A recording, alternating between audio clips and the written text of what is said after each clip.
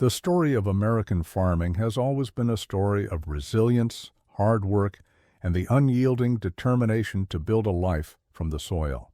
For generations, white farmers across the heartland of the United States have represented a proud symbol of independence, self-reliance, and rural values. Yet, in recent years, this same community that once threw overwhelming political support behind Donald Trump has begun to grapple with the consequences of that decision. What began as a promise to restore American greatness has, in many cases, left behind a trail of economic devastation, labor shortages, and disillusionment.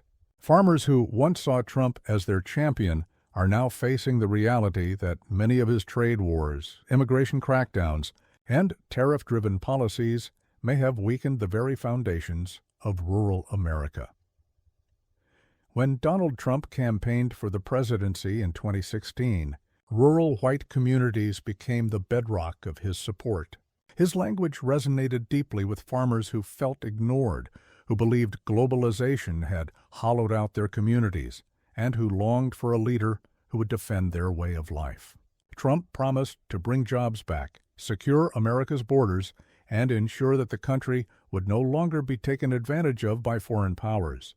To farmers who felt squeezed by low crop prices, competition from imports, and declining government support, his rhetoric offered hope. Yet, as the years unfolded, the promises collided with reality, and the policies that followed left deep scars on agricultural America. One of the first major turning points came with the escalation of Trump's trade war with China. For decades, China had been one of the largest markets for American agricultural exports, particularly soybeans, pork, and corn. When Trump imposed sweeping tariffs on Chinese goods, Beijing retaliated by slashing imports from U.S. farmers, redirecting its purchases to countries like Brazil and Argentina. For white farmers in states like Iowa, Illinois, and Nebraska, this was nothing short of catastrophic. Entire harvests sat unsold, silos filled to capacity, and prices for soybeans plummeted to levels not seen in years. While the administration offered billions in emergency aid to compensate for lost markets, many farmers saw these checks as bandages on a wound that was slow to heal. They knew the real cost was the long-term erosion of trade relationships that had taken decades to build. Farmers often described themselves as conservative by nature, resistant to risk and loyal to traditions passed down over generations. When they first supported Trump, they believed he would strengthen their communities and protect them from global market instability. Yet, as months turned into years, they began to realize that trade wars are not easily won, and that markets once lost are rarely regained.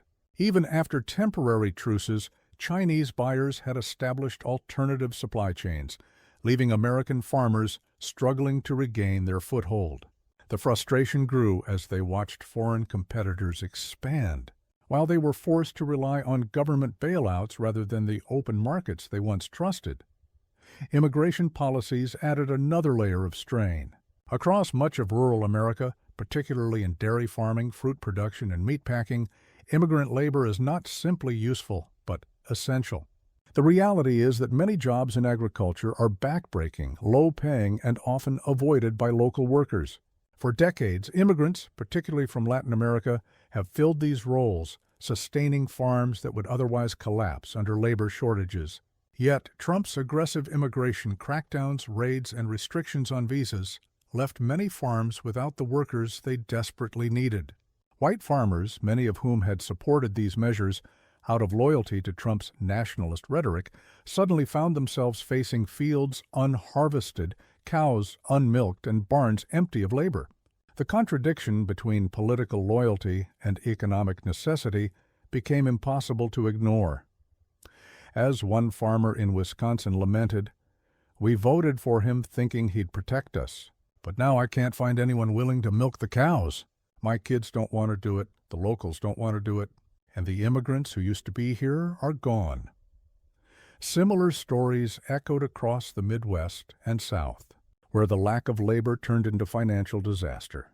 Orchards went unpicked, vegetables rotted in the fields, and small farms closed because they could no longer sustain themselves without the labor that had quietly supported them for decades. What once seemed like a political stance about sovereignty and law enforcement revealed itself to be an economic miscalculation with devastating consequences. The irony was not lost on these communities. Many farmers began to admit, often reluctantly, that their livelihoods had depended far more on immigrant labor and global trade than they had wanted to believe. For years, they had been told that immigrants were stealing jobs, yet, in reality, they were sustaining rural economies.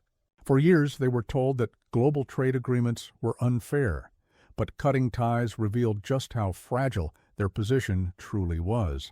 By the time many realized the depth of the problem, it was too late. Competitors abroad had seized their markets, immigrant workers had been driven away, and the safety net of government aid was proving unsustainable. Rural America also faced the growing challenge of consolidation. Under Trump, large agribusiness corporations continued to expand, buying up smaller farms that could no longer survive on shrinking margins. This trend had been ongoing for decades, but Trump's policies accelerated it. With export markets disrupted and labor scarce, many small family farms had no choice but to sell out. Larger corporate farms, often with greater political leverage and access to capital, were able to weather the storm, leaving rural landscapes dotted with fewer independent farmers and more industrial-scale operations. For communities built on the independence of family farming, this shift was devastating. Not only did it erode the economic base, but it also hollowed out the cultural fabric of small-town life. The resentment among white farmers is often complicated by pride.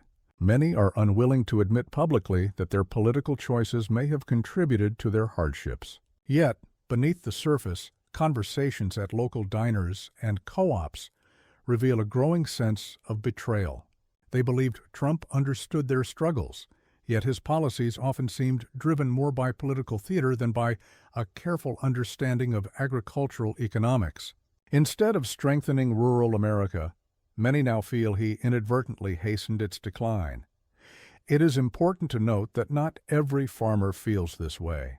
Some remain staunchly loyal, convinced that Trump's policies were sabotaged by political opponents or undermined by forces beyond his control. Others argue that his stance against China was necessary, even if painful, and that the long-term benefits will one day justify the short-term suffering. Yet, even among his defenders, there is unease about the lasting damage. The very markets farmers depend on are not easily rebuilt, and the labor shortages show no sign of easing.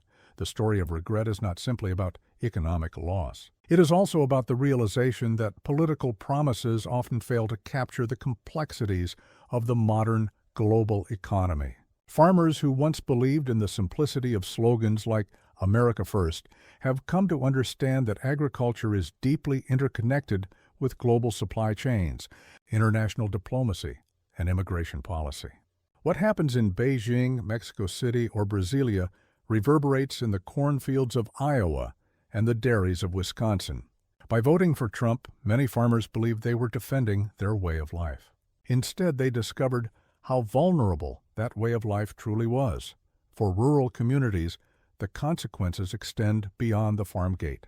As farms close and economic stress deepens, small towns lose their vitality. Schools struggle with declining enrollment, local businesses see fewer customers, and young people continue to leave in search of opportunities elsewhere. The social fabric of rural America, already fragile, faces further unraveling. The promises of revitalization have turned, for many, into a cycle of dependency on government aid, diminished economic prospects, and growing frustration. In hindsight, some farmers acknowledge that they may have been swayed more by cultural identity and rhetoric than by practical policies. Trump's appeal often lay in his ability to speak to rural frustrations, to give voice to the sense of being overlooked by elites in Washington and New York. Yet, the policies that followed did not align with the needs of those communities. The hard lesson has been that slogans cannot substitute for sound agricultural policy, and political loyalty does not guarantee prosperity now As the political landscape shifts once again, the question for white farmers is not only whether they regret their past choices, but whether it is too late to reverse the damage. Markets once lost are rarely regained. Immigrant workers once displaced may not return, and family farms once sold are unlikely to re-emerge. The clock cannot be turned back, and the structural changes unleashed by years of trade wars and immigration crackdowns have left lasting scars. For many farmers, the regret is not just about one election or one president, but about the recognition that the world has changed, and they were not prepared for the consequences. This unfolding story is a reminder of the complexities of modern governance. It highlights how deeply intertwined rural economies are with global systems, and how fragile the balance can be when politics collides with reality. The regret now expressed by many white farmers is not just about Trump himself, but about the realization that simplistic solutions often create deeper problems. It is about the recognition that in a globalized world, isolation and protectionism can leave communities more vulnerable, not less. As the dust settles, rural America faces a crossroads. Some will continue to cling to loyalty and nostalgia, hoping that promises of renewal might one day come true. Others are beginning to rethink their approach, seeking policies that acknowledge the realities of trade, labor, and global interconnectedness.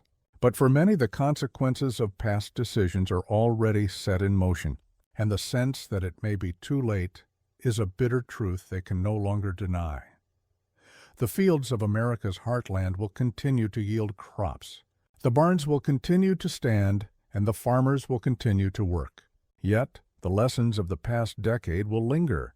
Trust misplaced, promises broken, and livelihoods shaken will remain etched in the collective memory of rural America. And as white farmers reflect on their political journey, they do so with the sobering realization that the decisions made in hope and loyalty may have led them into a future they can no longer escape.